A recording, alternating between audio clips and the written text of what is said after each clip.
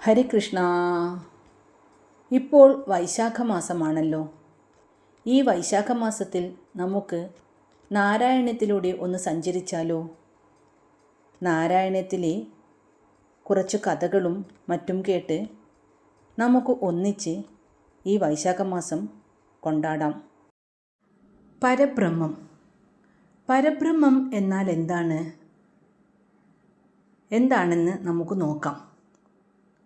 നമ്മൾ മനസ്സുകൊണ്ട് ഒരു കാര്യത്തെക്കുറിച്ച് ചിന്തിക്കും. അടുത്ത നിമിഷം തന്നെ വേറൊരു ചിന്തയായിരിക്കും.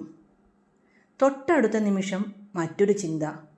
ഇങ്ങനെ നമ്മുടെ മനസ്സിലെ ചിന്തകൾ നിമിഷം പ്രതി മാറിക്കൊണ്ടേയിരിക്കും.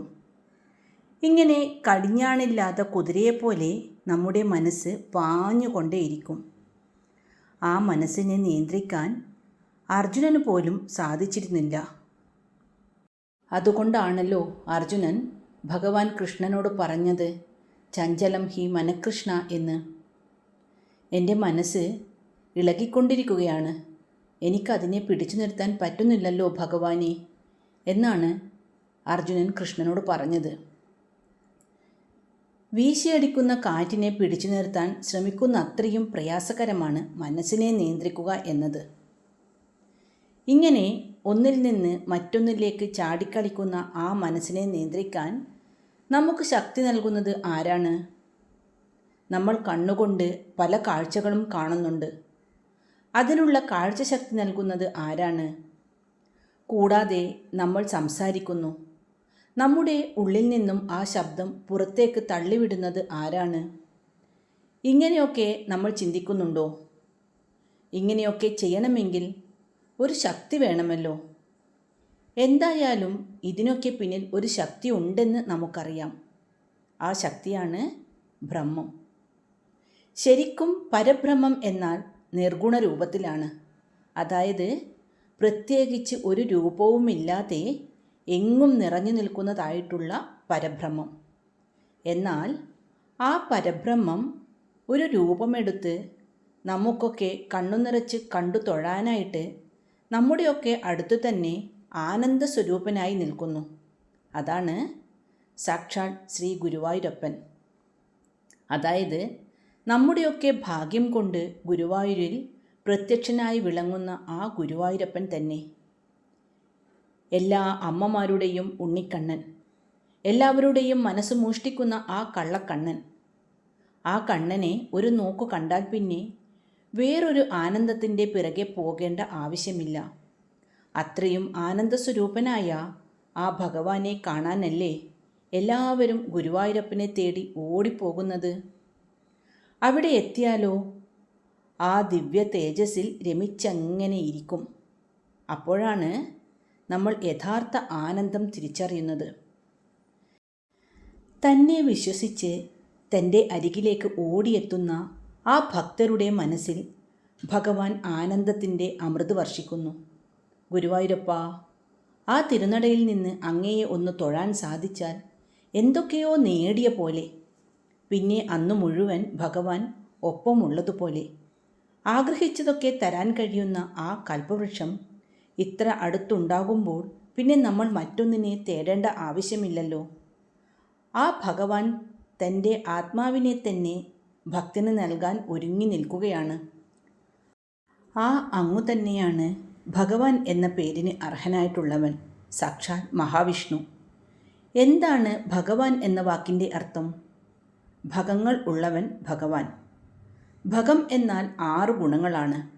ഐശ്വര്യം, വീര്യം, യശസ്, ശ്രീ, ജ്ഞാനം, വിജ്ഞാനം ഇവയുടെ കൂട്ടത്തെയാണ് ഭഗം എന്ന് പറയുന്നത്. പരബ്രഹ്മം എന്നത് നിർഗുണമാണ്, അതായത് രൂപമില്ലാത്തത്, എങ്ങും വ്യാപിച്ചിരിക്കുന്നത്. എന്നാൽ ഭഗവാൻ എന്നത് സഗുണരൂപമാണ്.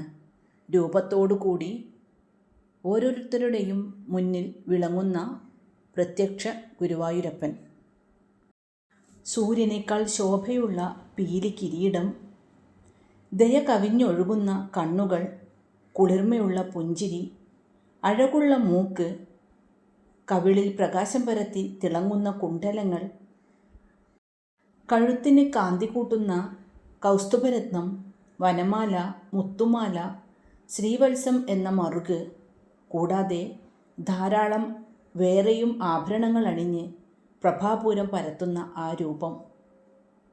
കൂടാതെ ആ തൃക്കൈകളിൽ ഗദ, ശംഖ്, ചക്രം, താമരപ്പൂവ് എന്നിവ ധരിച്ച് പൊന്നരഞ്ഞാണം കെട്ടി മഞ്ഞപ്പട്ടുടുത്ത് ഓടക്കുഴൽ കയ്യിലേന്തി നിൽക്കുന്ന ആ രൂപം. കൃഷ്ണ, ഗുരുവായൂരപ്പ, ഭഗവാന്റെ സൗന്ദര്യം കണ്ടുകൊണ്ടു നിൽക്കാൻ തോന്നുന്നു. പൂജ്യവും മനോഹരവുമായ ആ അഞ്ജന വിഗ്രഹം, അത് ആരുടെ മനസ്സിലാണ് കൗതുകം വളർത്താത്തത്?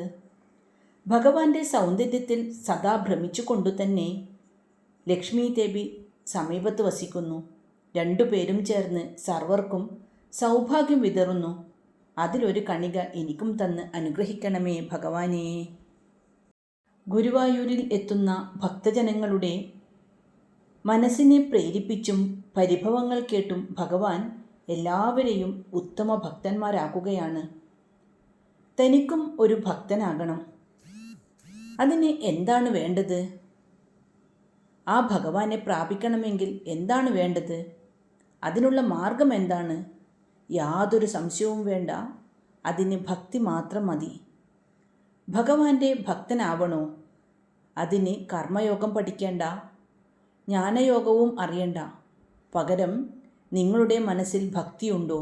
അതുമതി. അതാണ് ഏറ്റവും ശ്രേഷ്ഠമായ മാർഗം, നിഷ്കളങ്കമായ ഭക്തി. അസൂയയും കുശുമ്പും ഒക്കെ മനസ്സിൽ നിന്ന് കളഞ്ഞ് ഭഗവാന്റെ രൂപവും നാമവും മനസ്സിൽ നിറയ്ക്കുക. ഭഗവാനെ തന്നെ ചിന്തിച്ചു കൊണ്ടേയിരിക്കുക. നിങ്ങൾ ഒരിക്കലെങ്കിലും ഗുരുവായൂരപ്പനെ ദർശിച്ചിട്ടുണ്ടെങ്കിൽ വീണ്ടും വീണ്ടും അവിടെ വരാൻ കൊതി തോന്നും. കാരണമെന്താ? നിങ്ങൾ ആകർഷിക്കപ്പെട്ടിരിക്കുന്നു. ആ ദിവ്യരൂപം നിങ്ങളെ തോൽപ്പിച്ച് ഭക്തിയിൽ ആഴ്ത്തിയിരിക്കുന്നു. ഭക്തിയുടെ അതിമധുരം നിങ്ങൾ രുചിച്ചിരിക്കുന്നു. ആ മധുരം നുകരാൻ നിങ്ങൾ വീണ്ടും കൊതിക്കുന്നു. അവിടെയാണ് ഭക്തിയുടെ ശ്രേഷ്ഠത നിലകൊള്ളുന്നത്. ഭഗവത് കഥ പറയുകയോ കേൾക്കുകയോ ചെയ്യുമ്പോൾ ഭക്തി വളരുന്നു. മനസ്സിലെ മാലിന്യങ്ങൾ അകലുന്നു. ശുദ്ധ മനസ്സിൻ്റെ ഉടമയാകും, ജ്ഞാനിയാകും, ഭക്തനാകും, മോക്ഷം ലഭിക്കും. ആരാണ് ഭക്തൻ? ഭഗവാനെ സ്മരിക്കണം, തിരുനാമങ്ങൾ ജപിക്കണം, ശുദ്ധ മനസ്സിൽ ഭഗവത് സ്വരൂപം ധ്യാനിക്കണം, ഭഗവാന്റെ കഥകളും ഗുണഗണങ്ങളും പറയണം, കേൾക്കണം, പ്രചരിപ്പിക്കണം. എങ്കിൽ പരമാനന്ദത്തിൽ മുഴുകി യഥാർത്ഥ ഭക്തനായിത്തീരാം. അതെ, ഭഗവാന്റെ യഥാർത്ഥ ഭക്തനായിത്തീരാൻ നവവിധ ഭക്തിയാണ് വേണ്ടത്. എന്താണ് നവവിധ ഭക്തി? ശ്രവണം, കീർത്തനം, സ്മരണം, പാദസേവനം, അർച്ചനം, വന്ദനം, ദാസ്യം, സഖ്യം, ആത്മനിവേദനം. ഇവയാണ് നവതാഭക്തി എന്നറിയപ്പെടുന്നത്. ഈ 9 ഭക്തിമാർഗങ്ങളിലൂടെ ഒരു ഭക്തൻ ക്രമേണ ഈശ്വരനുമായി അടുക്കുകയും ആത്യന്തികമായി മോക്ഷം നേടുകയും ചെയ്യുന്നു എന്നാണ് വിശ്വാസം. നമ്മൾ നാരായണീയത്തെക്കുറിച്ചാണല്ലോ പറയാൻ പോകുന്നത്. അപ്പോൾ ഈ നാരായണീയം രചിച്ച മേൽപ്പത്തൂർ ഭട്ടതിരിയുടെ സ്ഥിതി എന്താണ്? വാതരോഗത്താൽ കഷ്ടപ്പെടുന്ന ശരീരം, ക്ലേശിക്കുന്ന മനസ്സ്, അതുമൂലം ഭഗവാനെ ഭജിക്കാൻ ബുദ്ധിമുട്ടുന്നു. ഭഗവാനെ ഭജിച്ച് ആ ആനന്ദം അനുഭവിക്കാൻ കൊതിക്കുന്നു. എങ്കിലും അതിന് സാധിക്കുന്നില്ല. ഭഗവാനെ കാരുണ്യം ചൊരിയൂ, അനുഗ്രഹിക്കൂ. ഈ രോഗിക്ക് മുടക്കം കൂടാതെ ഭജിക്കാൻ കഴിയണമെങ്കിൽ ഭഗവാൻ തന്നെ കനിയണം, അനുഗ്രഹിക്കണം. അല്ലെങ്കിൽ ഒരിക്കലും മറ്റു ഭക്തന്മാരെ പോലെ ഭഗവാനെ ഭജിച്ച് സേവിക്കാൻ കഴിയില്ല. ഭജിക്കാൻ സാധിക്കാതെ വന്നാൽ ഇവിടെ ഉപേക്ഷിച്ച് പോകേണ്ടി വരും. പിന്നെ ഭഗവാനെ നേരിൽ എങ്ങനെയാണ് കാണാൻ പറ്റുന്നത്? ഏതെങ്കിലും ഒഴിഞ്ഞ ഒരു മൂലയിലിരുന്ന് സ്മരിക്കാനല്ലേ സാധിക്കൂ? ആ അവസ്ഥ തനിക്ക് ചിന്തിക്കാൻ കൂടി വയ്യ. അത് ഓർക്കുമ്പോഴുണ്ടാകുന്ന സങ്കടം സഹിക്കാൻ കഴിയുന്നില്ല. ഭട്ടതിരിയുടെ മനസ്സിൽ രോഗവും ഭക്തിയും തമ്മിൽ ദ്വന്ദ്വയുദ്ധം നടക്കുകയാണ്. ഭഗവാനെ, അങ്ങ് എൻ്റെ അവസ്ഥ കണ്ട് രസിക്കുകയാണോ? അങ്ങ് എൻ്റെ രോഗത്തിന് അറുതി വരുത്തി തരില്ലേ? ഭഗവാൻ അനുഗ്രഹിച്ചാൽ ഞാൻ ഇവിടെ ഓടി നടക്കും. 3 ലോകത്തും ഇഷ്ടം പോലെ സഞ്ചരിക്കാൻ നാരദ മഹർഷിക്ക് പണ്ട് അനുഗ്രഹം നൽകിയത് ഭഗവാനല്ലേ? എനിക്ക് അത്ര വലിയ ആഗ്രഹങ്ങളൊന്നുമില്ല. നടന്നു വന്ന് ഭഗവാനെ ഭജിക്കാൻ കഴിയണം, ആരെയും ബുദ്ധിമുട്ടിക്കാതെ ജീവിക്കണം, അത്രയേ മോഹമുള്ളൂ. തന്നിലെ ഭക്തി ഒരു തടസ്സവും കൂടാതെ വളരട്ടെ. ഭക്തി ഉണ്ടെങ്കിൽ ദുഃഖങ്ങളില്ലാതാകും, മനസ്സിൽ ജ്ഞാനപ്രകാശമുണ്ടാകും, പരമാനന്ദത്തോടെ കഴിയാം, ഒടുവിൽ മോക്ഷവും. പിന്നെ മറ്റൊന്നിനെക്കുറിച്ച് എന്തിനു ചിന്തിക്കണം? ഭക്തവത്സലനായ ഭഗവാൻ എന്നെ കൈവിടില്ല. ഭഗവാനെ തിരിഞ്ഞു നോക്കാത്തവർ പോലും ഇവിടെ സുഖമായി ജീവിക്കുന്നുണ്ടല്ലോ. അപ്പോൾ ഭക്തനായ തന്നെ ഭഗവാൻ ഒരിക്കലും വിഷമിപ്പിക്കില്ല. തൻ്റെ രോഗം സുഖപ്പെടാഞ്ഞാൽ ആർക്കാണ് മാനക്കേട്? അത് ഭഗവാനു തന്നെയല്ലേ. ഭഗവാനുള്ള ദുഷ്കീർത്തി ഒഴിവാക്കാൻ വേണ്ടിയെങ്കിലും തൻ്റെ സുഖക്കേട് മാറ്റാൻ കരുണ കാട്ടണമേ. ഒരു സുഹൃത്തിനോടെന്ന പോലെ ഭട്ടതിരി അഭ്യർത്ഥിച്ചു. യഥാർത്ഥത്തിൽ ഭഗവാൻ എല്ലാവരുടെയും സുഹൃത്തു തന്നെയല്ലേ. ഇനി ആവലാതി പറച്ചിലില്ല. ഇപ്പോൾ തന്നെ ഭഗവാന് ആവലാതി കേട്ടു മടുത്തു കാണും. സ്തുതി രചിച്ചും ഭജനം ചെയ്തുകൊണ്ടും കഴിഞ്ഞുകൊള്ളാം. ആർത്തനായ ഭട്ടതിരിയുടെ ശക്തിദാർഢ്യം കണ്ടോ? ഭഗവാൻ തന്നെ കൈവിടില്ലെന്ന് ഭട്ടതിരിക്ക് ഉറപ്പുണ്ട്. താൻ പരിശുദ്ധനായി ഏകാഗ്രതയോടെ ഭഗവാനെ ഭജിക്കട്ടെ. ഭഗവാന്റെ രൂപം എന്നും മനസ്സിൽ വിളങ്ങണമേ. അന്ന് ഈ പ്രപഞ്ചമുണ്ടായപ്പോൾ അവിടെ സത്യസ്വരൂപനായ അങ്ങല്ലാതെ മറ്റൊന്നും ഉണ്ടായില്ല. ആ സത്യസ്വരൂപനായ ബ്രഹ്മം തന്നെയാണ് ഈ പ്രപഞ്ചവും.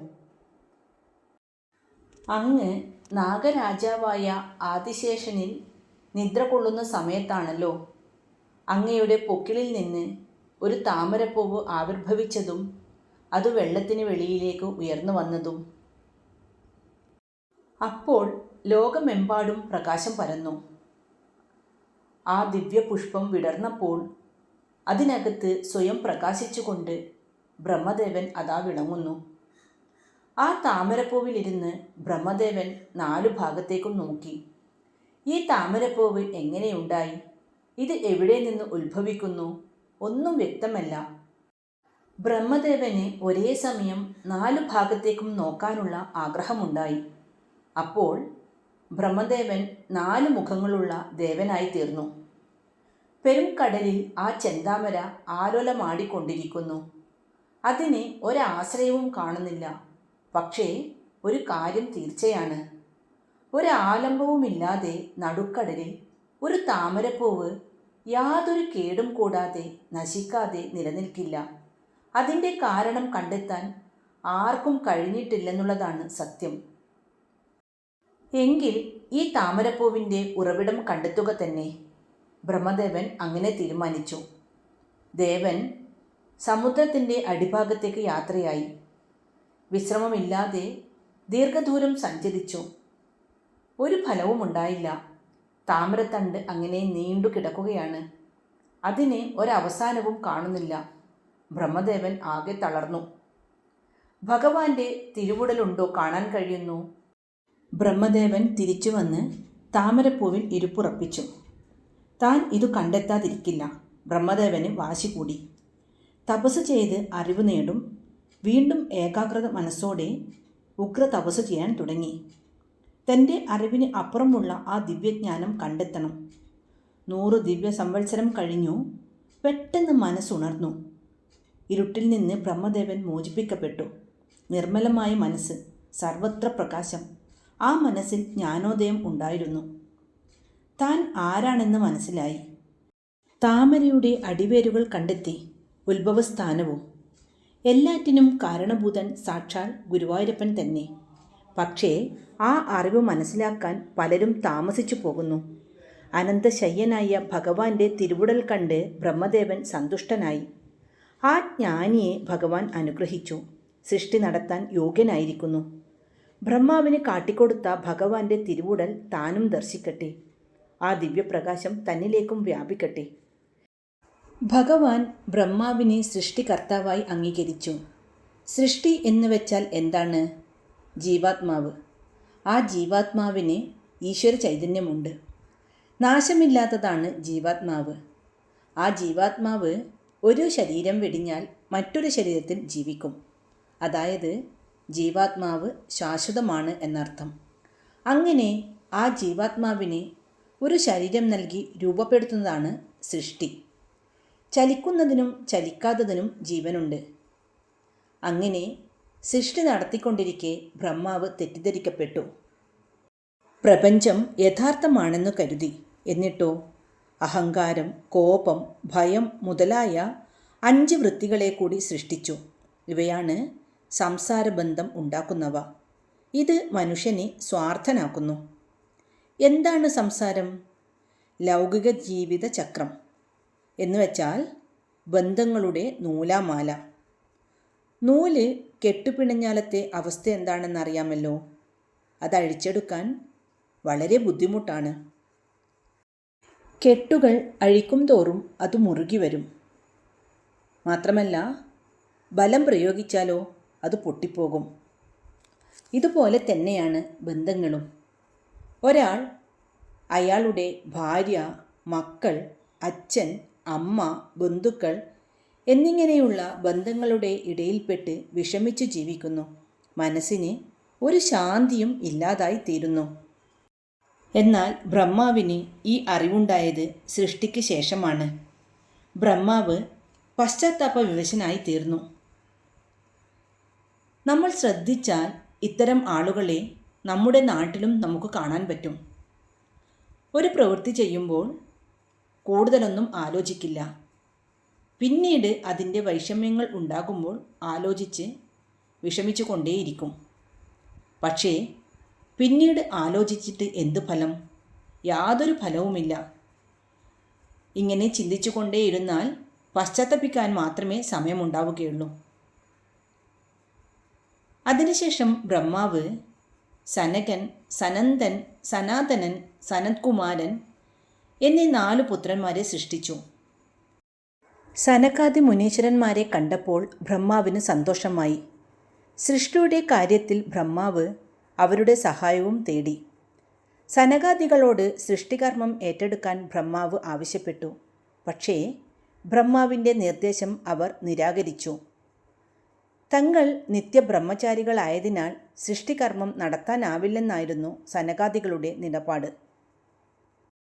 പക്ഷേ ബ്രഹ്മാവിന് അവരുടെ രീതി ഇഷ്ടപ്പെട്ടില്ല. അനുസരണക്കേടാണ് അവർ കാട്ടിയിരിക്കുന്നതെന്ന് ബ്രഹ്മാവിന് തോന്നി. ബ്രഹ്മാവ് കോപാകുലനായി. കോപം നിയന്ത്രണാതീതമായി. അതോടെ ബ്രഹ്മാവിൻ്റെ ഭ്രൂമധ്യത്തിൽ നിന്ന് ഒരു ഉഗ്രമൂർത്തി തൻ്റെ കോപത്തിൻ്റെ മൂർത്തരൂപമെന്ന പോലെ വലിയൊരു നിലവിളിയോടെ പുറത്തു വന്നു. ബ്രഹ്മാവിൻ്റെ മുന്നിലെത്തിയ ഈ ഉഗ്രരൂപി താൻ ആരാണെന്നും തൻ്റെ ജന്മോദ്ദേശ്യം എന്താണെന്നും ബ്രഹ്മാവിനോട് അന്വേഷിച്ചു. ബ്രഹ്മാവ് ആ ഉഗ്രമൂർത്തിയോട് പറഞ്ഞു, രോദനം ചെയ്തുകൊണ്ടാണ് അങ്ങ് ജനിച്ചിരിക്കുന്നത്. അതും ഞാൻ ഏറെ കോപാകുലനായിരിക്കുന്ന സന്ദർഭത്തിൽ. അതിനാൽ അങ്ങയെ ഞാൻ രുദ്രൻ എന്ന് വിളിക്കുന്നു. അങ്ങ് എൻ്റെ സൃഷ്ടികർമ്മത്തിൽ എന്നെ സഹായിക്കണം. അങ്ങ് സൃഷ്ടി നടത്തണം. ബ്രഹ്മാവ് രുദ്രന് നിർദ്ദേശം നൽകുകയും സൃഷ്ടികർമ്മവിദ്യകൾ ഉപദേശിക്കുകയും ചെയ്തു. സൃഷ്ടികർമ്മത്തെക്കുറിച്ചുള്ള അറിവ് ലഭിച്ചതോടെ രുദ്രൻ തന്നെപ്പോലെയുള്ള ഉഗ്രമൂർത്തികളെ സൃഷ്ടിക്കാൻ തുടങ്ങി. ഇത്തരം ഉഗ്രമൂർത്തികളെ കൊണ്ട് ലോകം നിറഞ്ഞാൽ അത് പ്രശ്നമാകുമെന്നറിഞ്ഞ ബ്രഹ്മാവ് രുദ്രനെ നിയന്ത്രിച്ചു. രുദ്രന് ബ്രഹ്മാവ് നല്ല ഉപദേശങ്ങൾ നൽകി തപസ്സു ചെയ്യാൻ പറഞ്ഞയച്ചു. എന്നിട്ട് ബ്രഹ്മാവ് തന്നെ സൃഷ്ടി തുടർന്നു. പ്രജാപതികളെയാണ് അടുത്തതായി ബ്രഹ്മാവ് സൃഷ്ടിച്ചത്. മരീചി, അത്രി, അങ്കിരസ്, പുലസ്ത്യൻ, പുലഹൻ, ക്രതു, ഭൃഗു, വസിഷ്ഠൻ, ദക്ഷൻ, നാരദൻ, ധർമ്മദേവൻ, കർദമൻ മുതലായ പ്രജാപതികളെ ബ്രഹ്മാവ് തൻ്റെ ശരീരഭാഗങ്ങളിൽ നിന്ന് ഓരോന്നായി സൃഷ്ടിച്ചു. അതിനുശേഷം തൻ്റെ സൃഷ്ടിവൈഭവം പ്രകടിപ്പിക്കാനെന്നവണ്ണം വിശിഷ്ടമായ രീതിയിൽ ഒരു സ്ത്രീരത്നത്തെ ബ്രഹ്മാവ് സൃഷ്ടിച്ചു. ആ ദിവ്യരത്നമാണ് വിദ്യാദേവതയായ സരസ്വതി ദേവി. സുന്ദരിയായ സരസ്വതിയെ കണ്ട മാത്രയിൽ തന്നെ ബ്രഹ്മാവ് അവളിൽ ആകൃഷ്ടനായി. ഇതറിഞ്ഞ ഉടൻ തന്നെ ഭഗവാൻ ഇടപെട്ടു. അപ്പോൾ ബ്രഹ്മാവ് തൻ്റെ തെറ്റ് മനസ്സിലാക്കി അതിൽ നിന്ന് പിന്മാറി. നാൻമുഖനായ ബ്രഹ്മാവിൻ്റെ 4 മുഖങ്ങളിൽ നിന്ന് 4 വേദങ്ങൾ ഉണ്ടായി എന്നാണ് സങ്കല്പം.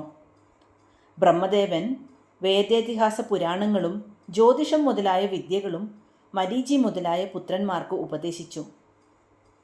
കുറേ കാലം കഴിഞ്ഞാണ് മനു എന്ന പുരുഷനെ ബ്രഹ്മാവ് സൃഷ്ടിച്ചത്. ബ്രഹ്മാവിൻ്റെ വലതുഭാഗത്ത് നിന്നാണ് മനുവിനെ സൃഷ്ടിച്ചത്. ഇടതുഭാഗത്തു നിന്നായിരുന്നു ശതരൂപ എന്ന സ്ത്രീയെ ബ്രഹ്മാവ് നിർമ്മിച്ചത്. വലതുഭാഗത്ത് നിന്ന് രൂപമെടുത്ത മനു എന്ന പുരുഷൻ സ്വയംഭുവ മനു എന്ന പേരിലാണ് അറിയപ്പെട്ടത്. ശതരൂപ എന്ന സ്ത്രീ സ്വയംഭുവ മനുവിൻ്റെ ഭാര്യയായി തീർന്നു. മനുഷ്യവർഗത്തിലെ ആദ്യത്തെ ഭാര്യ ഭർത്താക്കന്മാരായിരുന്നു ഇവർ. മാനവൻ, മാനവർ, മനുഷ്യൻ, മനുഷ്യർ തുടങ്ങിയ പദങ്ങൾ ഈ സ്വയംഭുവ മനുവിൽ നിന്നാണ് ഉണ്ടായത്. ദമ്പതിമാരായ സ്വയംഭുവ മനുവും ശതപുത്രിയും ബ്രഹ്മാവിനെ നമസ്കരിച്ചു.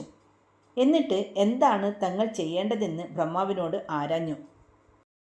അപ്പോൾ ലോകത്തിൽ ജനങ്ങളെ വർദ്ധിപ്പിക്കുന്നതിനു വേണ്ടി സന്താനങ്ങളെ ഉൽപ്പാദിപ്പിക്കുക എന്ന ആജ്ഞയാണ് അവർക്ക് കിട്ടിയത്.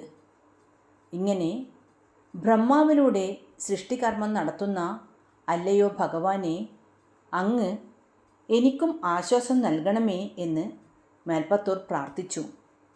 ഹരേ കൃഷ്ണ. ഇപ്പോൾ വൈശാഖ മാസമാണല്ലോ. ഭഗവാന്റെ ഏറ്റവും ഇഷ്ടപ്പെട്ട മാസമാണ് ഇത്. ഈ സമയം നാരായണ ജപത്തിനായി ഒഴിഞ്ഞു വയ്ക്കുക.